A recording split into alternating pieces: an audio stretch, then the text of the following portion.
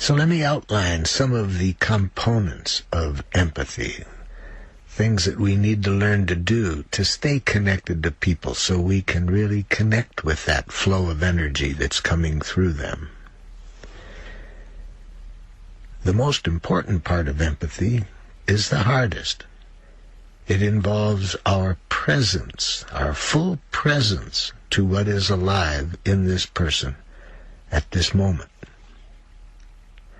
Martin Buber, the Israeli philosopher and psychotherapist, says that presence is the most powerful gift one person can give to another. A powerful gift and a precious gift. For when we give this gift to others, this gift of our presence, it is a major component of healing. It is a major component of the connection that's necessary for people to enjoy contributing to each other's well-being. But it's not an easy thing to do to give this presence to others, because as Buber also says, it requires bringing nothing from the past into the present. It requires seeing the present moment as a newborn infant that's never been before, will never be again. So if we start to think about what the person is saying, we lose this presence.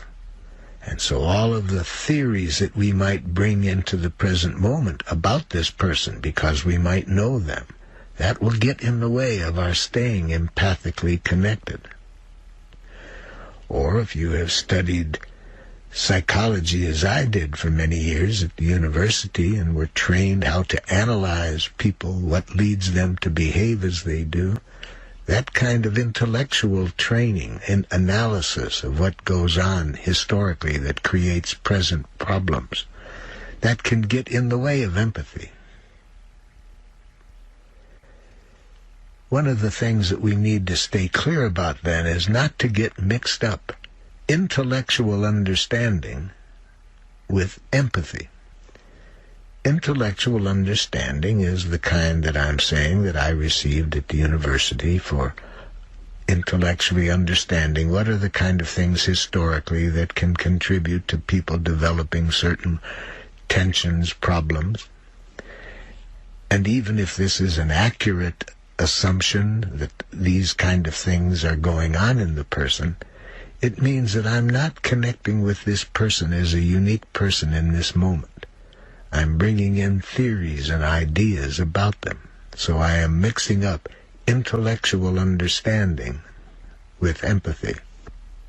Another frequent misunderstanding of empathy is to confuse it with sympathy. For example, if a person starts to talk about some pain they're having in their life, the other person might say, "Oh, I'm so sad that you're going through this suffering." Well, that sadness and caring on the part of this person, that could probably be well received if the person in pain first received empathy. But when we are giving a sympathetic response, we're talking about ourselves. This takes the focus away from what is alive in the other person. An image that I use to help keep empathy and sympathy separate is to think of a time when I've had a headache or a toothache, and I have gotten involved in a really good book. So what happens? We don't feel the pain. We don't feel the pain because our full attention is in the book. So that full attention is what I'm calling empathy. And it's not to be confused then with after the empathy, we're certainly many times going to have a very sympathetic response. And I have found that people can enjoy that sympathetic response too, once they have had the empathic connection that they need. But to confuse these two things can be very painful.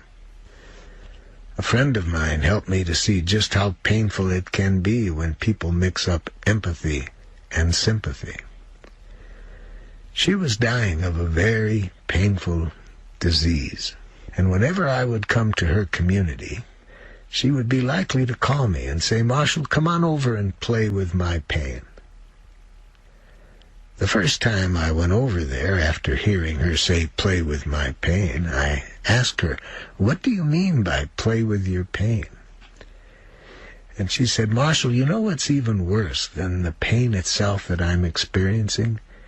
Is how other people can't deal with it when they see me in pain, and instead of being able to just be with me, to hear what is going on in me, they feel like they have to fix it, or they feel like if they give me sympathy, I'll feel better."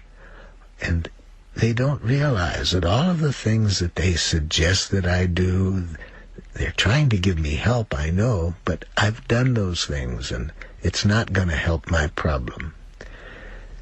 And they don't know how to just be present and give me the understanding that would be so precious at that time.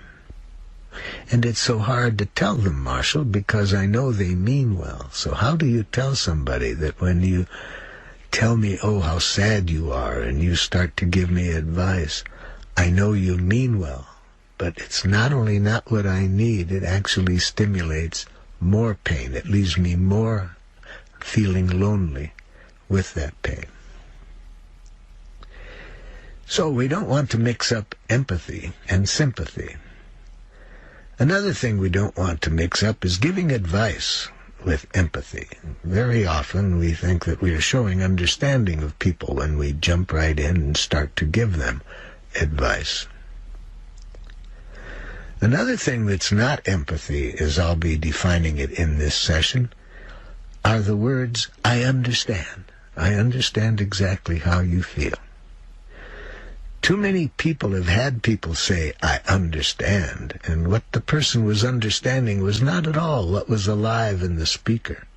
It was just what their intellectual understanding of the situation was.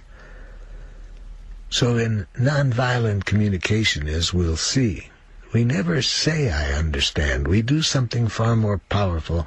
We demonstrate understanding.